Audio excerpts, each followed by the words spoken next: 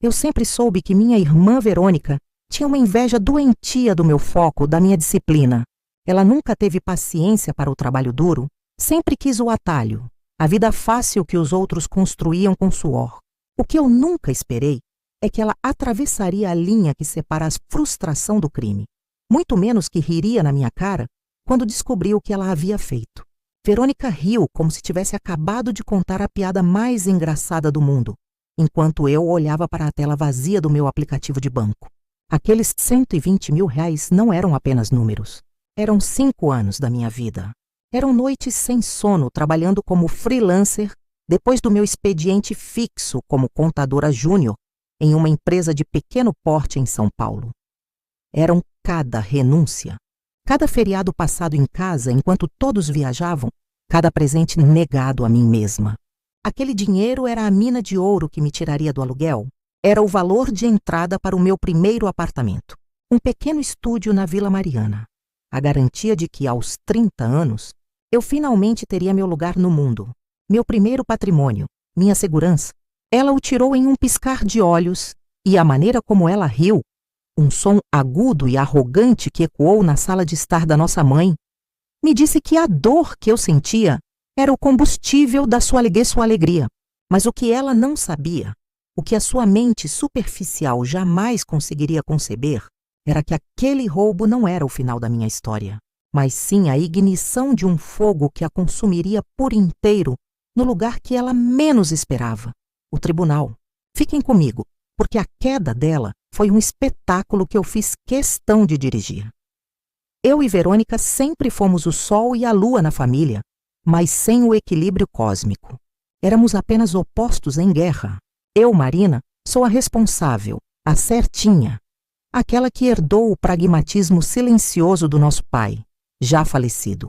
Verônica, 2 anos mais nova, herdou o temperamento explosivo e o charme manipulador da nossa mãe. Nossa infância foi marcada por esse favoritismo sutil, mas constante. Se eu tirava 10 na prova, era minha obrigação. Se Verônica tirava um 7, era brilhante para o nível dela. Quando comecei a trabalhar para juntar o dinheiro do apartamento, o meu projeto de vida era transparente para todos. Eu tinha uma planilha na geladeira, atualizada a cada depósito, com a foto do estúdio que eu queria comprar. Não era a ambição de milionário. Era a busca pela dignidade em uma capital tão cara como São Paulo. Verônica, por outro lado, vivia de pequenos luxos e dívidas crescentes. Ela mudava de emprego a cada 6 meses, alegando sempre que o chefe era incompetente, o ambiente tóxico, o salário insuficiente. A verdade é que ela tinha pavor de compromisso e responsabilidade.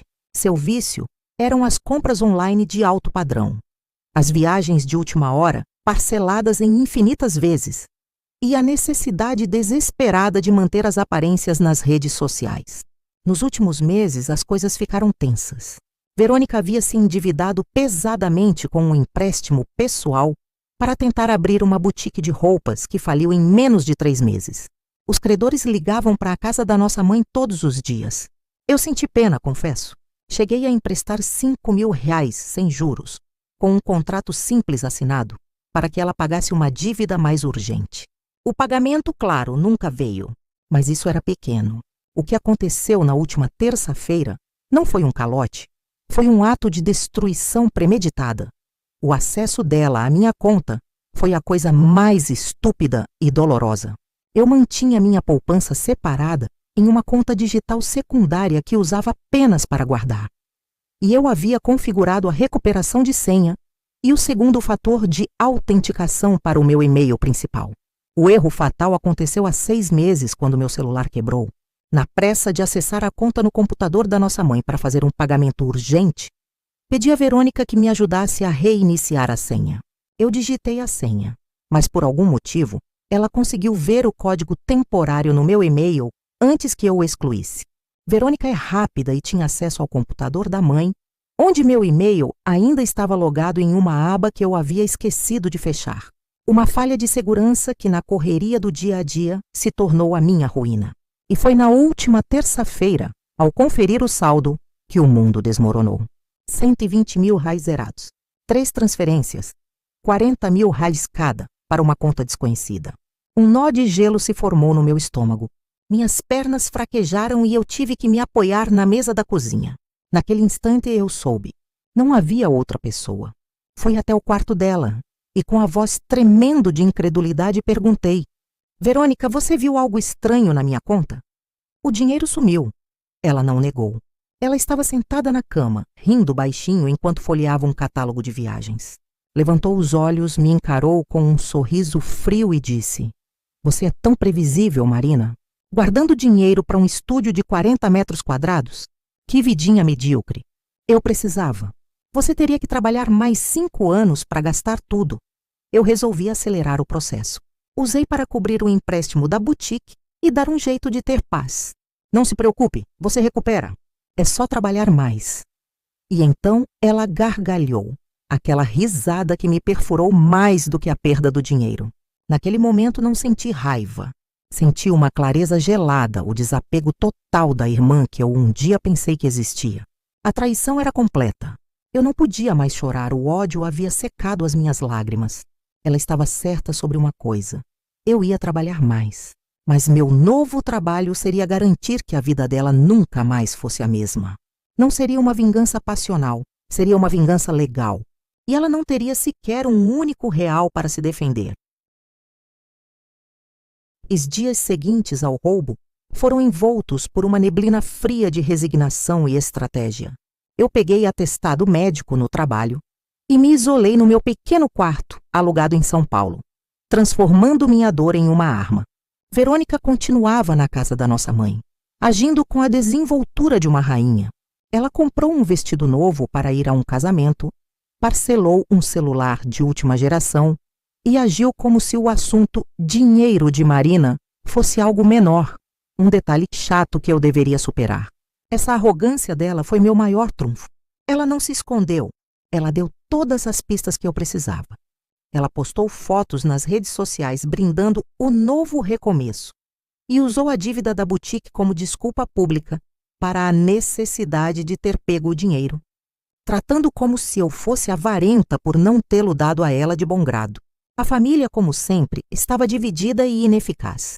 Nossa mãe, numa atitude típica do passivo-agressivo brasileiro, choramingava, dizia que éramos irmãs de sangue e que eu deveria ter mais compaixão, sugerindo que Verônica me pagasse em suaves parcelas de R$ 500 por mês, o que levaria 20 anos para ser quitado.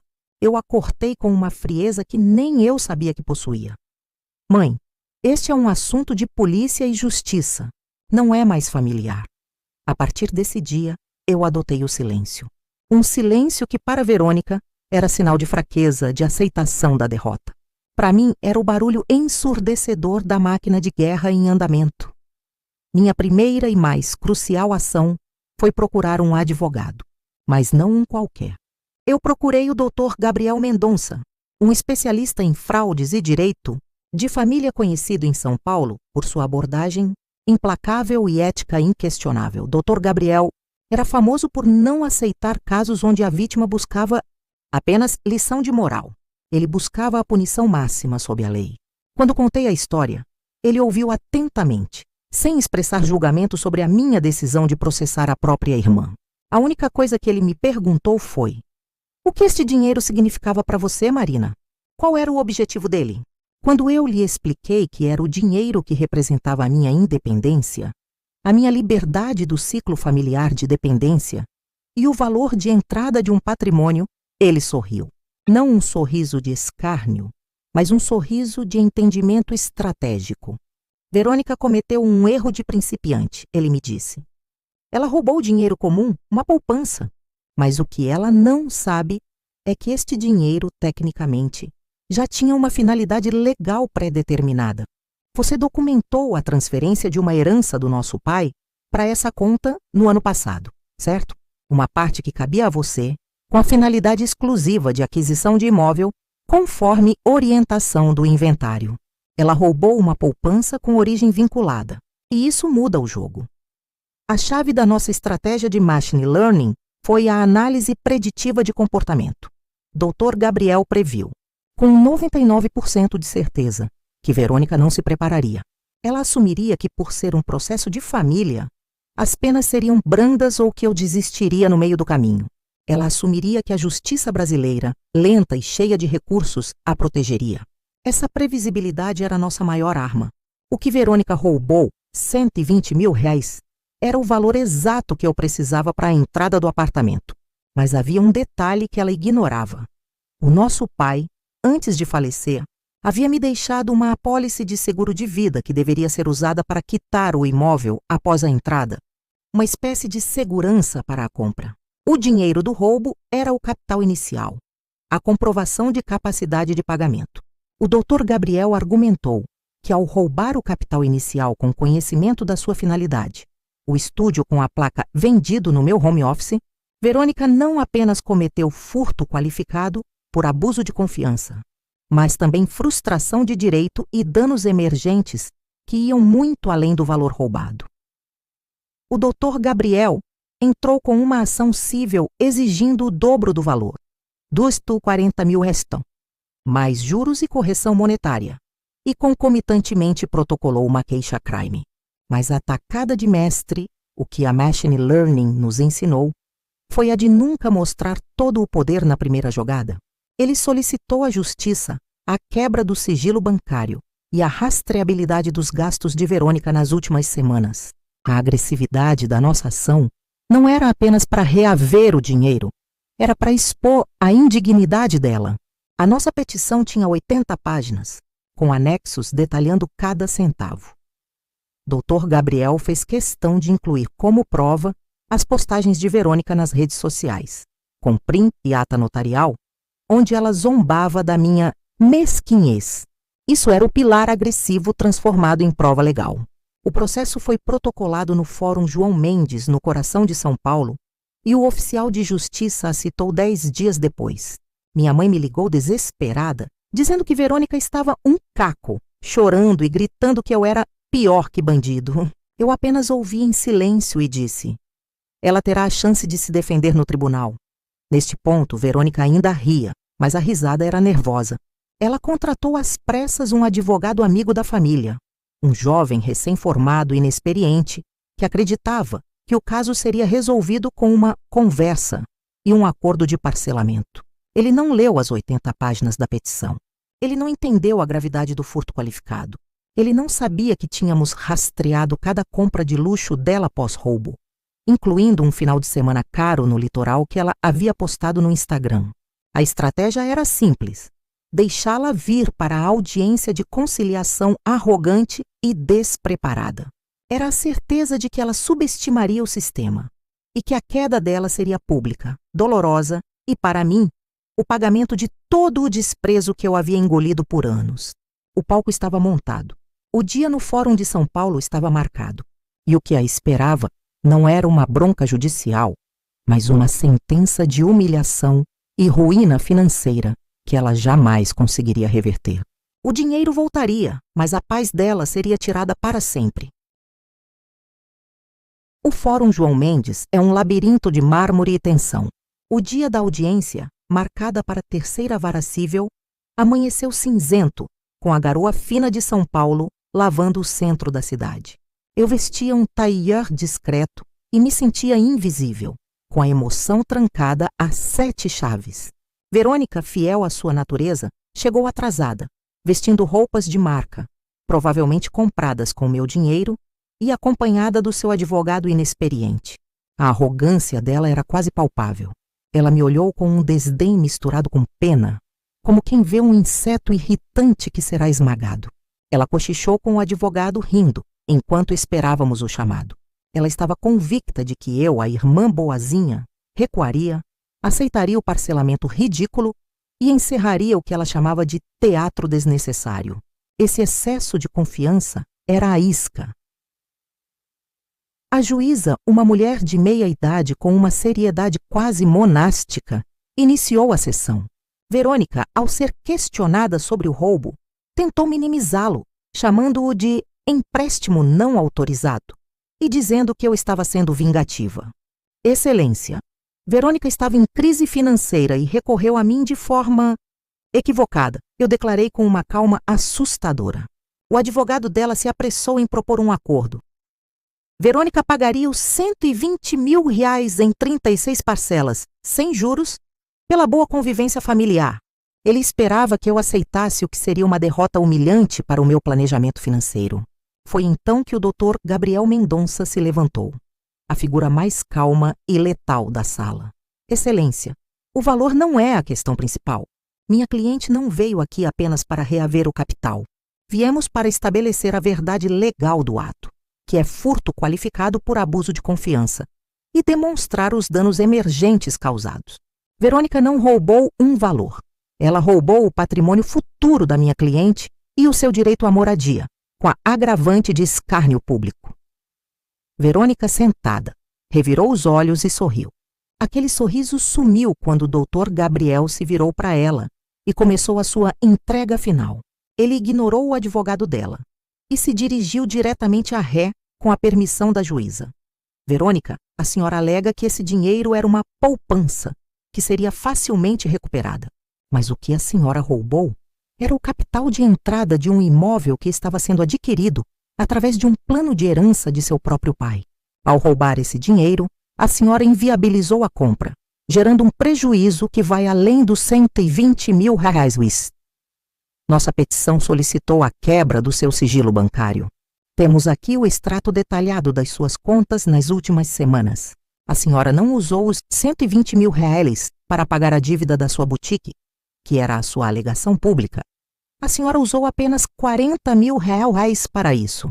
O restante R$ 80 mil foi gasto em bens de luxo e viagens. Temos a nota fiscal da bolsa que está em seu braço neste momento, no valor de R$ 15 mil, comprada 3 dias após o furto. Temos os extratos de débito em um resort de luxo no Nordeste. A senhora não estava desesperada, Verônica. A senhora estava nos tratando com desprezo e esbanjando o futuro da sua irmã. A expressão de Verônica mudou de arrogância para um pânico silencioso.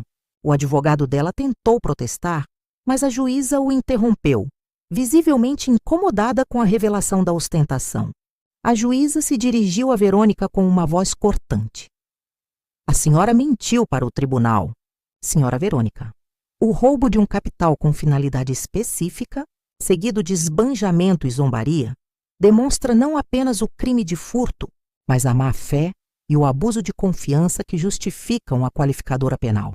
A lei não permite que uma pessoa use a convivência familiar como escudo para o crime e, em seguida, use o produto do crime para exibir luxo enquanto a vítima se humilha. A sentença da juíza foi cirúrgica. Na esfera civil, ela negou o parcelamento e condenou Verônica a devolver o valor integral de R$ 120 mil à vista, acrescido de juros, correção monetária e uma multa por danos morais no valor de R$ 30 mil, totalizando mais de R$ 150 mil a serem pagos imediatamente. Mas a verdadeira bomba veio a seguir. E devido à qualificação do delito e à evidência da má-fé, eu acolho o pedido de queixa-crime. O Ministério Público será acionado para investigar o furto qualificado. Senhora Verônica, a senhora não enfrentará apenas uma dívida cível. A senhora enfrentará um processo criminal por um crime inafiançável nessa fase, sujeita à prisão preventiva e a uma pena que pode chegar a 8 anos de reclusão. O dinheiro roubado não era um empréstimo, era o futuro de sua irmã e a senhora o destruiu. A audiência está encerrada, Verônica desabou. Não foi um choro de arrependimento, mas um grito gutural de derrota e incredulidade. O advogado dela estava pálido. Ela olhava para mim, mas eu não sentia nada além de alívio frio. Eu não havia buscado vingança. Eu havia buscado justiça. Verônica saiu do fórum sob o olhar de dezenas de pessoas. Sua reputação em frangalhos. Seu luxo comprado com o meu sacrifício agora exposto. Meu dinheiro eu o recuperei por meio de penhora de bens que o Dr. Gabriel garantiu em tempo recorde. Minha paz, eu a recuperei no momento em que ela percebeu que a risada dela havia sido a coisa mais cara que ela já havia pago. Ela esperava uma briga de família. Ela encontrou a mão implacável da lei. Essa foi a minha vitória final. Não apenas recuperar meu dinheiro, mas mostrar a ela que o mundo real não perdoa a arrogância. E o que a esperava no tribunal era a ruína completa de tudo o que ela valorizava.